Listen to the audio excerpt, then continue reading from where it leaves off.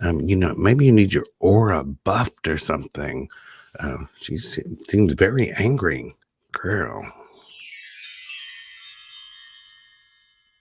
Most of you who know me know I have a little bit of a sassy side, so I thought what better way to bring that out and show it off than to look at some witch talk videos. So here's a few we're going to comment on. Witchcraft edition because there's so much stuff on the market that I promise you don't need. Number 1, aesthetically pleasing journals. I know they're pretty and I know they're tempting, but you don't need like 15 of them. Okay, that part is probably true. You don't need 15 of them. I have a couple of good ones. Just write things down on like Google Drive or your Notes app, and then important stuff can go into one pretty journal. Okay, well that's true. You probably want to collect the best spells, get them down pat before you actually put them into your major book. A couple of years ago, my husband gave me a replica. He had it shipped from England of the Practical Magic book, where it has like 3 deacons in it. It folds over and has the front and the back side. So, I'm still hesitant to write in it. It's so pretty. So, what else does she got to say?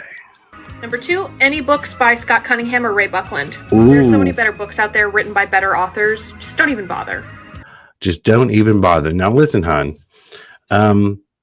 You got to respect your elders. There was a time when Scott Cunningham and the Buckland books was all that anyone had. There is some good information to be found in there. So, don't just poo-poo on them and without telling us what other books to get. So I'd be interested to see what she thinks are the better books. True, a lot of Cunningham's are repetitive, but there was a time when that's all anyone could get. So there is some good information to be found in there. And respect your elders. Number 3, tarot decks. You know how many tarot decks I have? 19. You know how many I use regularly?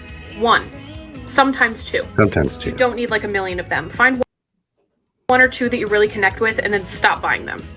No, we own a metaphysical store. So, of course, we don't want you to stop buying tarot decks. But, different tarot decks will call to you at different times.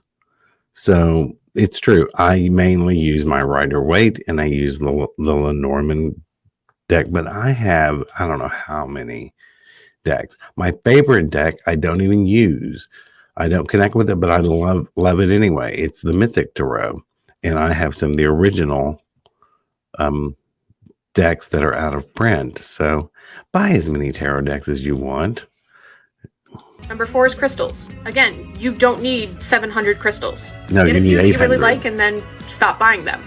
Also, these little itty bitty jars of crystals are adorable and functionally useless. I've had this for like 7 years and never even opened it. And number 5. Or maybe not, maybe kind of useless.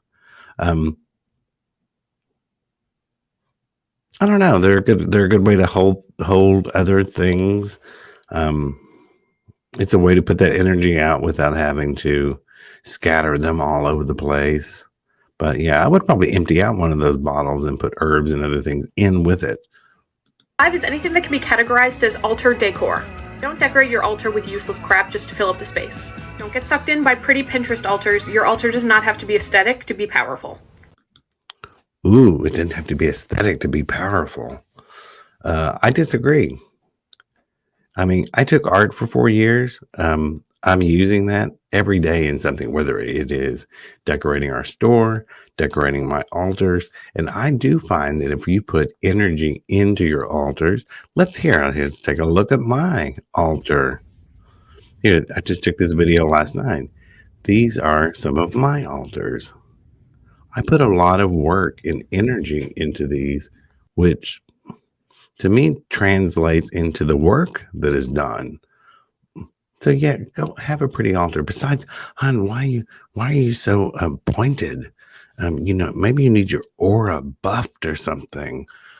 She seems very angry. You don't need this. Buy whatever you want. Buy 800 stones. Buy 25 journals. If you can afford it. Why not? Girl.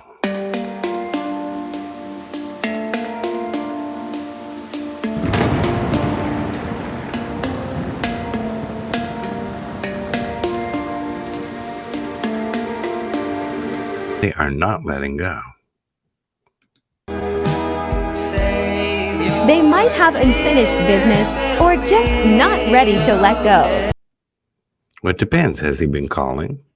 Have you reached out to each other? I don't know. But that wasn't interesting that the cord did stay tied pretty much. Now this dude, come on.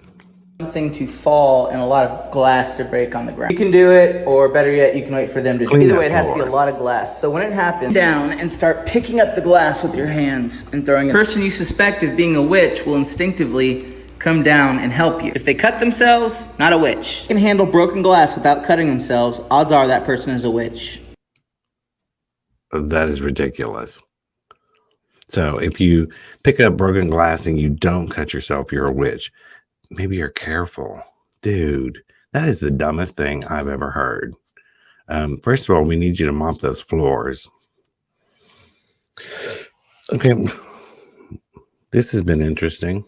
I'm going to gather up some more of these and see what we can come up with. First of all, buy as many things as you want. Try that cord cutting thing. It was interesting. I think it depends on what kind of cord you use, whether they stay together while it's burning. I did like the way it lassoed around each other. And the last video, that was like he learned it when he was in the restaurant business. That was in the first part of the video that was cut out. Broken glass, dude, whatever. No.